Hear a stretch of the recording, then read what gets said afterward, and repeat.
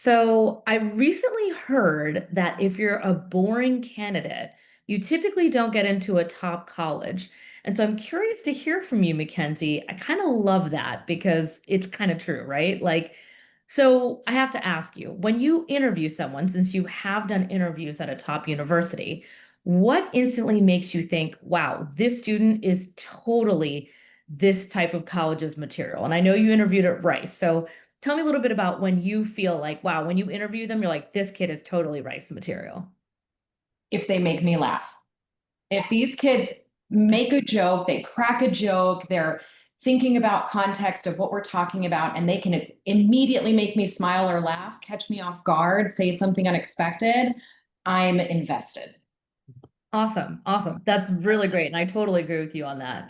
So, for everyone that's joining, my name is Neha Gupta. I'm the founder of College Shortcuts. We specifically work with students on helping them find their passion, build their skills in that passion, and then helping them get into the college of their dreams in the application process. So, I've got Mackenzie, who is on my team. We actually both went to Rice together, undergrad. Mackenzie's background, I'm just going to read a little bit about her. So, she brings a unique, powerful blend of Wall Street experience, entrepreneurial grit, and educational leadership to her work at College Shortcuts. Her background spans from institutional fixed income, private wealth management, startup consulting, and even founding her own firm. Mackenzie really offers that worldly, deeply strategic viewpoint when it comes to the admissions process. Now, she went to Rice and she was an alumni interviewer, and I know she's done this in the past and still continues to work a lot with Rice University. So, what I want to do today is specifically ask some questions, Mackenzie, around the process of interviewing at a top school, because we do know that a lot of students struggle with this process and understanding why it matters. Now, you may be wondering, why do I have Mackenzie on? Well, Mackenzie really understands the power of charisma, communication, and how to really crush the interviews and presentations. Both of us actually have gone through rigorous interviews at top financial firms, myself at Goldman Sachs. Mackenzie's gone through this process multiple times. And so we really want to talk about what it really takes to stand out in the admissions process. So, what I'd love to do is start off with my first question, Mackenzie. What do you think really makes someone instantly compelling when it comes to the admissions process? And what do you feel about kind of that first 3 to 5 seconds when they sit down with you?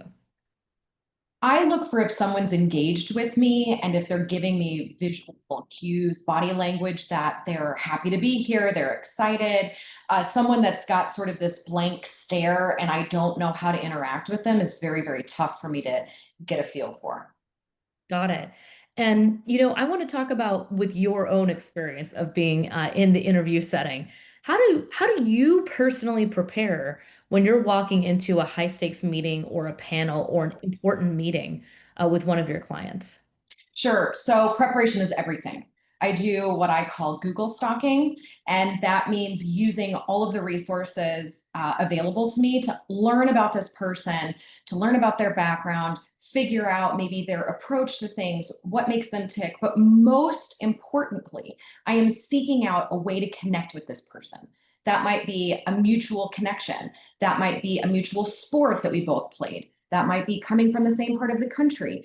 It can be as direct or as indirect as possible, but it's about making a connection to where that I'm trying to indicate that I've done my work.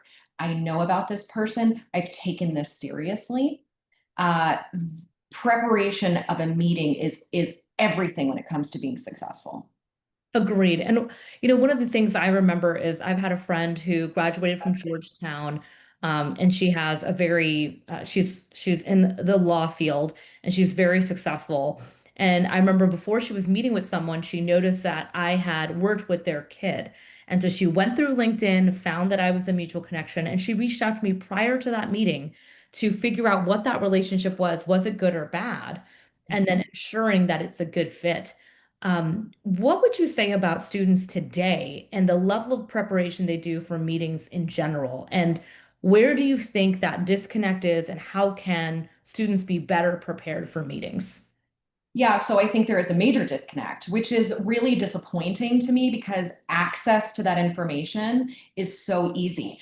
I was doing all of this preparation back when the internet wasn't nearly as robust as it is now. I was physically making phone calls to people that I thought might be in maybe an interviewer's network. Now to use tools like LinkedIn, Google, Facebook, different social media platforms, it's incredibly easy. And so to me, it raises the bar that if the student hasn't done that research or even pretended to do that research, I'm immediately turned off. Got it. Agreed. Totally agree with that. And I think one thing I'd also like to add too is that whether you're meeting with an interviewer at Rice, an interviewer at Princeton or Stanford, or whether you're meeting even with your mentor or consultant or a mentor that you're meeting with that you've luckily had the opportunity to have, I've noticed that the students that prepare prior to the call, meaning they've looked at what the last summary homework is, they've ensured they've completed their homework, they come prepared with questions. And now with even ChatGPT and AI, there really is no excuse, like you're saying, that they do have that opportunity to show up and utilize that time effectively. What do you think has caused students to lack these skills or have become lazy in the process of ensuring their own success and taking ownership in this process?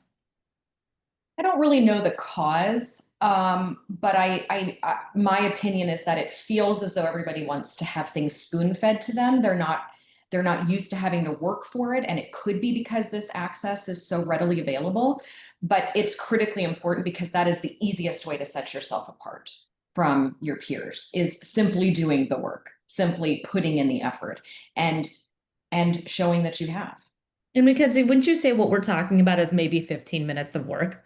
Oh yeah, easily. Not This even. is not, yeah, not even. This is not 2 hours of research like it used to be. This is very quick and dirty. And making those connections, identifying those mutual friends, right? Is not difficult, not with what exists out there, but it is a differentiator in an interview for sure. And the truth of the matter is, it allows you to bypass sort of those initial level setting questions or discussions. And when the interviewer understands that you already passed that and now you can get into the details, it sets you apart immediately. It puts you in this different echelon. Let's talk about our time at Rice for a minute.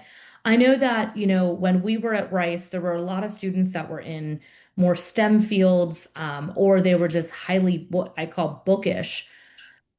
Now we're so many years out of college. What do you feel has been the challenge for those students without these types of skills versus people that really honed in on these types of skills and the career trajectory difference between the two? Yeah, so I think it's a challenge to often focus solely on content or knowledge, academic knowledge. That is all well and good and wonderful. But if you do not have the ability to communicate that knowledge to employees, to peers, to an interviewer, then you're not able to put that knowledge to use. So having good communication skills, it's funny, I always thought that was a given. It's on every job description in the world. I always thought it was a given, and that's just not the case. So practicing your story, being able to communicate your story, how you interact with the world, how that affects the world, is critically important to be able to take that academic knowledge into the rest of your life. And uh, people that have not practiced that skill and honed that skill are often living in a much smaller world than they have to. Agreed. And, I'm curious. I know that for a lot of us, we do feel nerves. And I will say that as a TEDx speaker, I remember the nerves I felt when I went on stage, even after having two separate speaking coaches, one who had been on Broadway, teaching me how to use my voice, how to speak effectively, really investing in that process because I knew that my TEDx would live on the internet forever. And still feeling nerves. There's actually a point, if anyone watches it, you might notice at the very beginning, my heel slightly shifts and it looks like I kind of move like this because I'm shaking so much. I'll share my technique of how I handled that in that moment. And I'd love to hear from you about how you handle your nerves whenever they come up. In my case, I remember my coach saying to me, "Look, Neha, you have it down. It's about having fun at this point because you've practiced it enough, you've rehearsed it every single day. You do not have an issue. You can play with the material at this point. That really it's about instead of just going through the motions, how do you enjoy this incredible moment that you have? And so as I walked on stage, I asked myself, how can I have fun?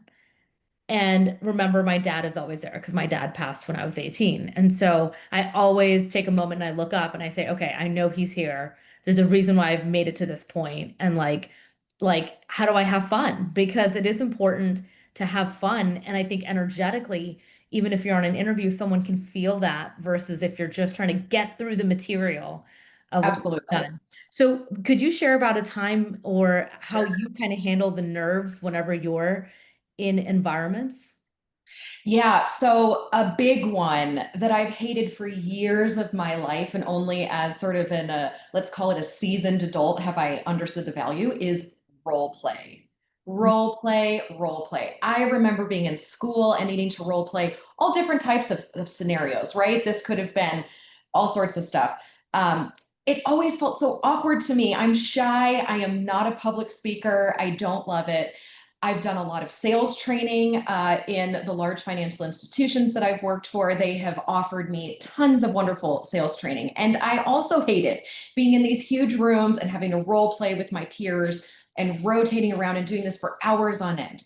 But now I understand the value. And it's because you create muscle memory with your mouth and you can work through all of those awkward moments. You get through all of your stumbling points. You can get through them because you have identified them and oh, that's not very clear, and your peers help you, and you can sort of get to this point of seamlessly communicating your story in different ways depending on your audience, which is another key part of this, when you role play. And so the way that you can do that when you're not attending these big group sales trainings is by using friends and family and practicing after doing it yourself. That Mhm. could be in your car, in the shower, in the bathroom, and it's not enough to do it in your head. It's not enough to go through the script in your head.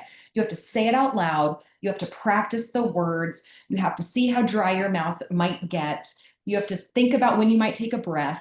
You have to figure out those ones where you're not clear about how you pronounce that word. You have to practice. And then when you create that muscle memory with your mouth, it gives you confidence that you know how to answer these questions. And I think then you can start having fun with it. Let's talk about the fact that there are many kids that do, for example, speech and debate. And I know you've worked with a few students at College Shortcuts that have done that, but yet still, when it comes to the admissions interview process, they don't understand that that skill is different in Yes. debating. Can you Yes. share a little bit about why that activity still, even with all the practice, does not relate? Just like, for example, I could be a great TEDx speaker, but that is very different than being on a call with a parent and explaining what we do. It's completely different, Yes. right? So, can you share about that kind of difference that you see and how sometimes, even if you're part of debate, that it actually can kind of hurt you in this process if you really don't understand how to shift and transform? Yeah, so I think kids that are successful in debate can oftentimes find themselves engaging in an interview in a similar way, and it's not appropriate.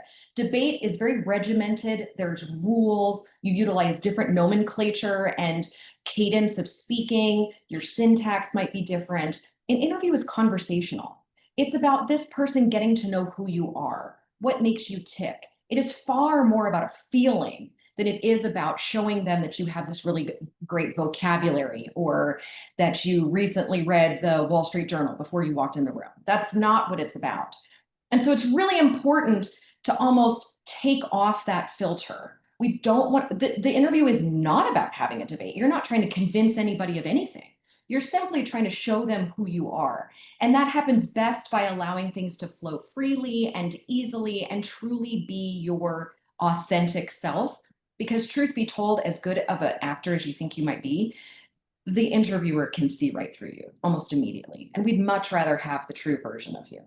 Agreed. Let's talk about some pointers in regards to body language. So, what are some body language techniques do you that you think are maybe the most important when it comes to the admissions process? And what do you think are some of the mistakes that students are making that instantly dulls their charisma when it comes to the admissions process?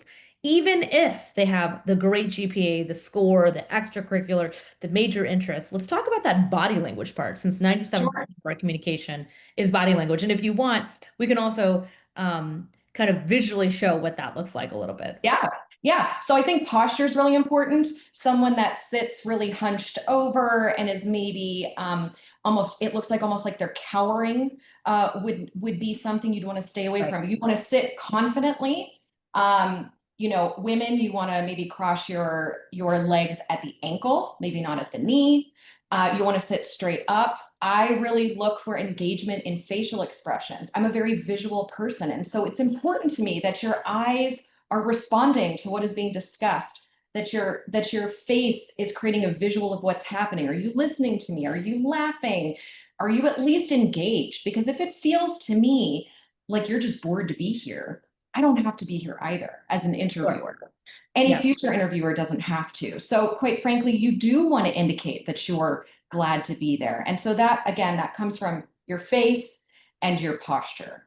The posture is not only, are you confident, but are you wanting to be there? Do you feel like you are worthy of being there? And that's really important because there are a lot of kids that are worthy, and you need to let them know that you're one of them. absolutely. I'd say one of the big things I always recommend is assume there's a string here pulling you up. If it's down, as if you're like on your phone all day, Mm, like this. But if it's yeah, that's a up, great all of idea. a sudden it's a completely different feel. The other Sure. thing I'll say is that one of my biggest pet peeves is if I'm speaking to someone and they're not looking at me straight in the eye, Oh, yes. or they're talking to me like this the whole time. It makes me feel very disrespected. And it may Yes. be that they're shy Yes. or they're So that uncomfortable. is, yeah, absolutely. But that skill needs to be practiced, which again gets back to role play.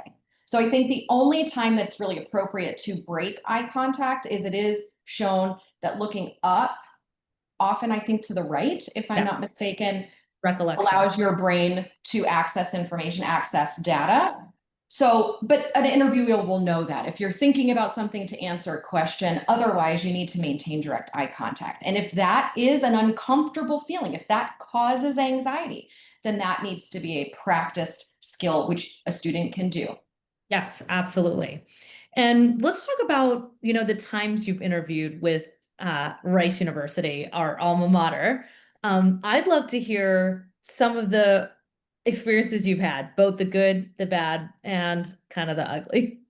So I've had the whole range. I've had the students that are clearly intelligent, very smart. They have a lot to offer the world in terms of knowledge and thought process. And they really struggled with being able to communicate that. Not only their desire to do so, but simply who they were as a person. And at the end of the day, if we think about college admissions, each student is expected to have something to offer their peers. Otherwise, you can go to school with AI. And so knowing who that person is and understanding all of those qualitative parts is important. So I have had students, unfortunately, that I did not recommend would be accepted because I didn't see these other parts of who they were. I didn't understand. And then I've had wonderful students who had the personality, they felt comfortable if they were nervous. That's not saying that someone is comfortable in the experience is not the same as saying they're not nervous, but they were practiced. They had clearly put forth the effort. They had done research both on the university and on me as their interviewer, which was given to them beforehand. And I felt like that was a great proxy for the effort that they would put into their education at Rice. And they would lead by example. And that's exactly the type of student that we wanted at Rice. Agreed. I'd also add to note as well, like if you have somebody's name, like you said, you can Google stalk them. But if you're also given their email, I mean, being very clear about, where are we meeting, what time, showing up on time, or at least early by at least 15 minutes because you don't know what could happen. Ensuring that, for example, my Rice interview was at Starbucks. The Starbucks is not there anymore where it was. But I remember that interview and I remember like coming well dressed. Also, whenever we went up to the counter, I was kind of fumbling, but with my wallet, but I said, when we were ordering, I said, I'd like to offer to pay for your coffee or your drink if that's all right. Of course, the interviewer was like, that's all right, no biggie. But just those gestures of politeness through the process, getting your drink, sitting nicely, ensuring you're talking to the barista nicely, saying thank you. And these are all things like if I'm going too fast, you should pause this video and slowly watch and write down every step I'm saying. Get to the interview, do well, like Mackenzie said. But then there's an after that people forget. It's the handwritten note and it's the email response of a thank you as well that's well written. Also, including things from the interview that you remember that were meaningful to you. And then from there, following up with that person at least maybe once a month through your process of admissions. Would you agree? Absolutely. 100% agree with everything that you said. And I think another pet peeve of mine that you brought to mind is, again, with access to all of this information, use all of your resources and tools before asking questions. So as an example, if the interview is at Starbucks, don't ask me where the parking is. Use your own thought Ugh. process, use I'd critical be thinking. like, yeah, we're not meeting. Yeah, I mean, that's exactly what I would say. So Totally. it's really critically important. If you have access to the information, you have access to your own critical thinking, then I expect you to do the work beforehand. So, yes to all of your recommendations, especially the handwritten note. That is, again, a differentiator. Agreed. And would you say, let's talk about the students that you did interview that you're like, ooh, this is totally rice material. And now obviously college shortcuts, we get thousands of assessments. I can tell just based on writing and how they fill it out if they're going to be, top 20 material just based on what they've accomplished and done. From your perspective of the interview, what are some experiences you've had where you're like, man, I really want them to get in? Those are the people that are truly well-rounded, and they know who they are, they know what they're about, and they are, once again, we come back to being great communicators. It's the ones who have practiced what they want to say, they know their story, but they are not reading me a script and they're not reading me their resume. They are truly able to stand independently in the interview and engage with me and speak off the cuff and connect with things. If I say something, they're not responding with a canned answer. They're responding in a way that's appropriate to the conversation. If I make a joke, they're quick to catch it.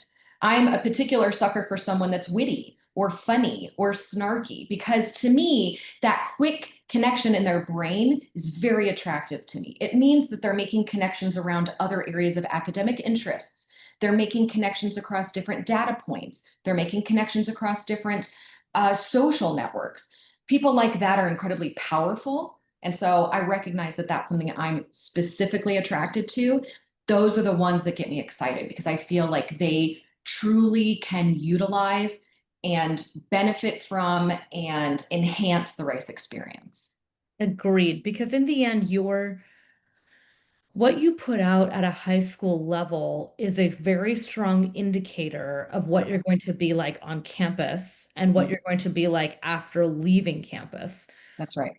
One of the things that I get a lot of from parents is, well, Mackenzie, my kid's really shy. He plays video games. He's pretty introverted. Um, you know, I don't really know if he would do well. Like, I just don't see the value in, I mean, I see the value in maybe helping him. I'm also kind of shy, introverted too. So, like, what do you have to say to that parent? And I want you to be pretty freaking direct and harsh about it. But what do you have Okay. to say to that?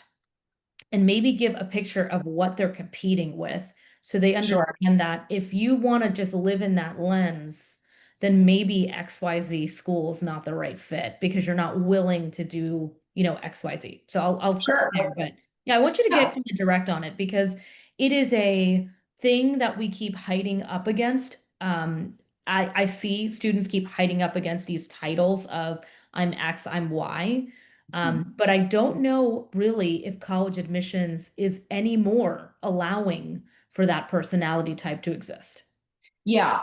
So I think it's all about priorities. If the priority is to remain comfortable and within a comfort zone, sure. Stay shy. As you mentioned, you're shy. Nobody knows it. But when you do a personality test, I am listed as an introvert. But that does not work with how I make a living. And so over the years, I've honed the skills of being able to speak, being able to communicate. But let's be clear, I am faking it. My comfort zone is on the other side of a video. And so that your comfort level has absolutely zero to do with how you can perform. This is about a skill. And you don't tell me that that kid came out of the womb knowing how to play a video game. All skills are teachable, and you're able to practice them and hone them and be excellent at them. So if you'd like to do that and spend your time and effort on video games, but not on interviewing skills, I have nothing else to say.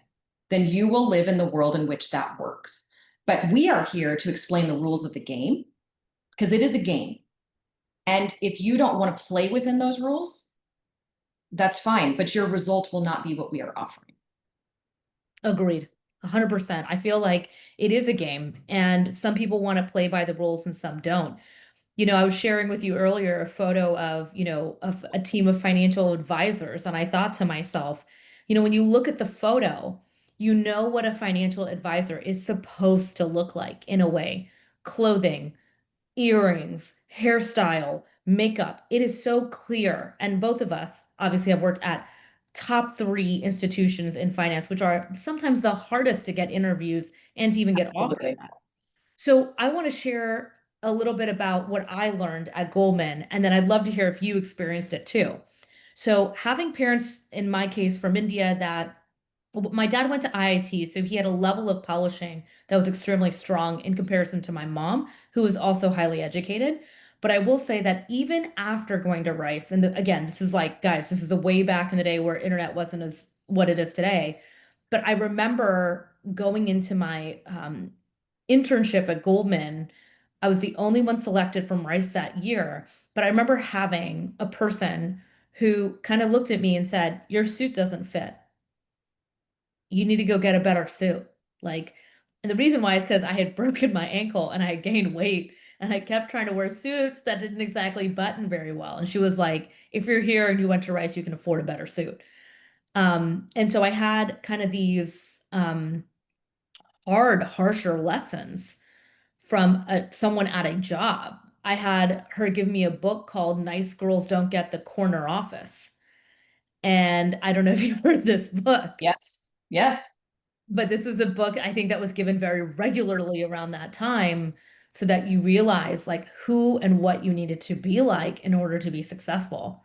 Yes. And one of the things that College Shortcuts I'm trying to do is to try to avoid the level of rejection that these students will face either through college admissions, through internship experiences, jobs, all because they didn't nail some of the things we've talked about today.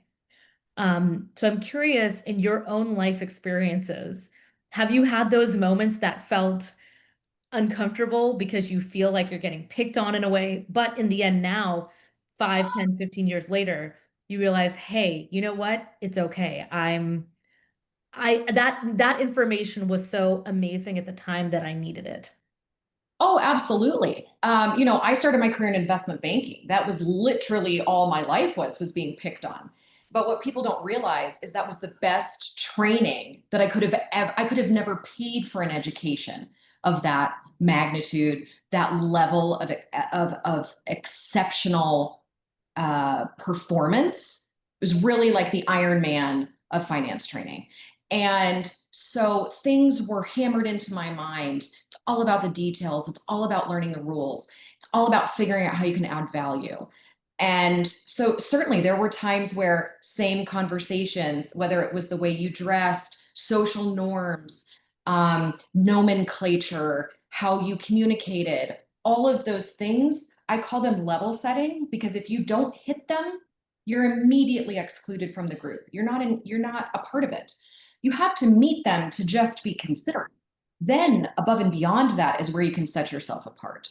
And so that's why I really hammer on those details. Again, it is also indicative of your attention to detail of the future work, whether that's academic work or work in the workplace. If you're not paying attention to what's expected of you in terms of dress or behavior or form of communication, then you're indicating to whomever you're speaking to or meeting with that it wasn't important enough for you to do the work beforehand. Well, And it makes them wonder why you wouldn't going forward. okay. Well, let's talk about the fact that there's a lot of teenage boys with hair that's out to here. We've Mm-hmm, got ladies wearing, some provocative clothing. mm-hmm, We've got different colored hairs that are not what was typical of what was expected. What do you have to say to this movement towards individuality, mm-hmm. yet fitting within a college culture or company culture? Sure. So again, I think it's about deciding on your priorities. So, is your individuality something that you are willing to, is that the hill you're willing to die on? And you're willing to give up jobs or access to schools? Can that individuality be interpreted in a way that seems authentic to you, but it still works within the rules of the game? Let me give you an example. I am a seasoned adult, and in my 30s, I got a nose ring. I love it. It was unexpected. It makes me feel powerful and punchy. And yet, whenever I go into a business meeting with a client or a conference and I'm traveling on behalf of my firm, it is not on my face. I do not feel like I am taking anything away from myself. I'm Mhm. making a concerted decision, a very clear decision on what is worth putting out about myself, what is worth being distracted by. I know my clientele. This is a multifaceted decision that I make because I know the rules of that game and I want Agreed. to win the game.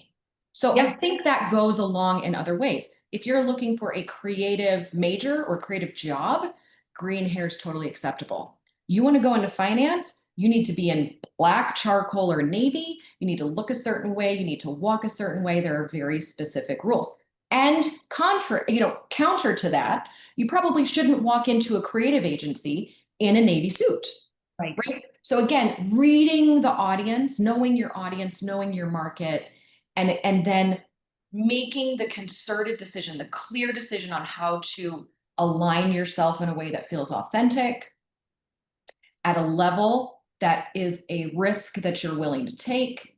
So again, this is not a black and white answer, but it Yes. requires thought, but it's all predicated on understanding the rules of the game and then deciding where you're willing to give and take. Someone told me a long time ago, you can have anything you want in life, but you can't have everything. And you have to consider that. Agreed. I think that I think actually the rules are a bit more black and white in the sense that you're right. Finance has a very specific look versus the creative field. And that's like a given. You can Google that look very Sure, clearly. And I sure. remember very distinctly on when I'd started College Shortcuts early on, I went to Rice, and there I was an alumni that was involved with sometimes career development on a volunteer basis. And I remember I sat there with the student in the RMC and I redlined her entire resume because it wasn't formatted right. And then I asked her, what are you going to wear to your interview tomorrow? And she did not know. And I said, okay, here are the two stores. You're going to go to Ann Taylor or Banana Republic. You're going to buy this white blouse, this skirt or pant, this blazer. You're going to go to Nine West, get kitten heels, not that high, not more than 2.5 inches. I mean, like I was so, you're going to get pearl earrings from wherever you like. If it's Claire's because you can't afford it, that's fine, Sure. right? But this is a look that you need to have. She emailed me on Friday, she got the job. And she really felt it was because of the 1.5 hours I spent with her to really explain what that game was. Because Mhm. I think that so many times we're focused on the individuality and the look and feel that we want to give without thinking about how does that come off to somebody else. Um, I know. And I want to say one more thing. Sure. There's more leeway with individuality when you've earned the right to be individual. Agreed. Agreed. So let's talk about that. For example, Beyonce is actually a good example of this. So when first Beyonce started, her music was a very specific way. And then only in the last few years has Beyonce decided to go more deeply into her culture and deeply into the way that she wants to move in the world around that specifically. But she Sure. took at least 10 years of being exactly the look and feel of exactly what she knew she needed to be And I think the big part that people don't think about is, especially in the internet world, in politics, there is a metric and it's called relevance. People don't think about this as often in just the normal world, but it's how relevant are you in the space that you are trying to be in? Two, do you understand your audience? Like, do you have awareness of the room you are walking into? And third, I was listening to this comedian Zarna who's on Instagram, and she talks about how like don't know what to wear, dress up. Like dress the level up or dress the position you want to be in the future. And so I can tell you when I interview or when I like as somebody who goes through over 1,000 resumes to like pick people to work with on my team, I know within, I mean, under 2 seconds, even before the interview, if it's a right fit. Because I know my culture, I know what I'm looking for in my business. And unless you already fit that, I'm not going to teach you. It's not my job. Just like at a school like Rice, Stanford, Harvard, Yale, Princeton, it's not their job. They've got 50,000 applications. They're going to find the 2,000 that fit the brand and look the brand. The other day I was looking at, Ivy League clothing from the 70s and like what was that look in the past? And if you think about it, it was very preppy. It was a very prep look. It had the V-neck, the sweater, the emblem. And if you go, for example, I went to UPenn, they've got those sweaters. They have that look. It's a very clean cut look of that brand. You don't see a shirt that says UPenn with a bunch of graphics and design. They have a look and feel. And so I really feel that it's all there. That information is there. And what I will say is that I do feel, and I have kind of been touching on this a little bit, is that there's a difference between private school prep training and public school prep training. And I'd love to hear from you if you also believe and have seen that as well, where sometimes in this process, the reason why parents pay so much for private schooling is because they're handling this aspect of polishing because they have a smaller student set. They're able to have more adults in the room. Their expectations are very different in the classroom and outside of classroom versus the public school kid. And if you've seen Yes. anything in terms of that difference. Yes, absolutely. It's noticeable, which is why it's going to be so important to do that on your own if it doesn't exist in the in a student's everyday life. You've got, again, that is who you're competing against. They have a leg up. To your point about clothing, not everybody has to go to Ann Taylor or Banana Republic. All of these clothes can be found at Goodwill if you find them in good order. You clean them. That's an easy way, if this isn't already part of your normal wardrobe, to take a step in an affordable way. And but it will show. And I think what you were describing is classic and timeless. They're looking for students where their dress shows a sense of formality and respect for the institution, for what they are asking for, which is a seat at the table, which is a very, very highly sought after table. And by dressing the part, you're indicating that is just another version of indicating your interest and your dedication, your discipline, your work ethic, all of the things we've been talking about. Great. Well, Mackenzie, this has been an absolute honor and fun speaking with you. I know that the two of us really enjoy this topic because we really do believe that the students that we come across, they have great GPAs. They have great classes they take. They have good SAT scores. They do good extracurriculars. Yeah. And I would say the one area is that personal brand match where they're not really getting the full understanding of what that university wants or what that internship wants or what that job wants, how to write about it effectively, and how to present properly. So I Yeah. hope this has helped you, if you're watching this, to fully understand the importance of this process and why it's so important to really invest in this skill. And I want to leave everyone with this one note. In a world where AI is going to be prolific and it's continually going to grow, I think the most important things for us to create in our next generation is how can we make them the most effective humans? And to us, and I think McKinsey also will agree, it's all going to boil down to who's able to effectively articulate themselves, who's the best at sales, is a critical thinker and able to think on their feet quickly. They're able to synthesize information, and they're not just focused on being book smart, but also that level of street smart. So, Mackenzie, Yes. thank you so much for joining. It's been a Thank pleasure. you for having me. Yes, thanks.